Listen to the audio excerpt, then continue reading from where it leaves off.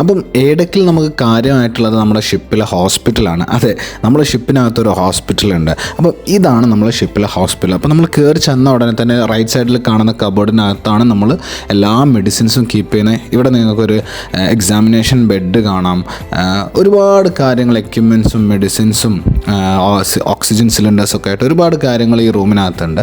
പിന്നെ അഡ്ജസൻ്റ് ആയിട്ട് നമുക്ക് വേറൊരു റൂമുണ്ട്, പേഷ്യൻറ്റിനെ ഒബ്സർവേഷനിൽ വെക്കാനും ട്രീറ്റ്മെൻറ്റ് കൊടുക്കാനൊക്കെ വേണ്ടിയിട്ട് ഒരു പേഷ്യൻ്റ് ബെഡ് ഉണ്ട്, ഓക്സിജൻ സിലിണ്ടേഴ്സ്.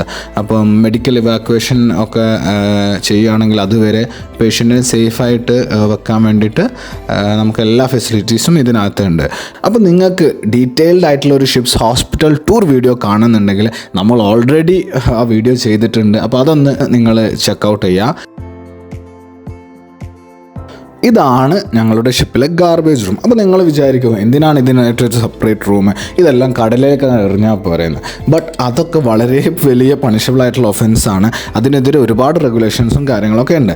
അപ്പം നമ്മൾ ഓൺ ബോർഡ് ജനറേറ്റ് ചെയ്യുന്ന എല്ലാ വേസ്റ്റും നമ്മൾ സ്റ്റോർ ചെയ്യുന്നത് ഈ ഗാർബേജ് റൂമിലാണ്. നമ്മളത് സെഗ്രിഗേറ്റ് ചെയ്തിട്ട് പ്ലാസ്റ്റിക്, ക്യാൻസ്, ഫുഡ് വേസ്റ്റ് അങ്ങനെയൊക്കെ തരം തിരിച്ചിട്ട് നമ്മൾ ഇവിടെയാണ് അത് സ്റ്റോർ ചെയ്യുക. എന്നിട്ട് നമ്മൾ പോർട്ടിലെത്തുമ്പം അതെല്ലാം നമ്മൾ പോർട്ട് ഫെസിലിറ്റീസിലേക്ക് കൈമാറും.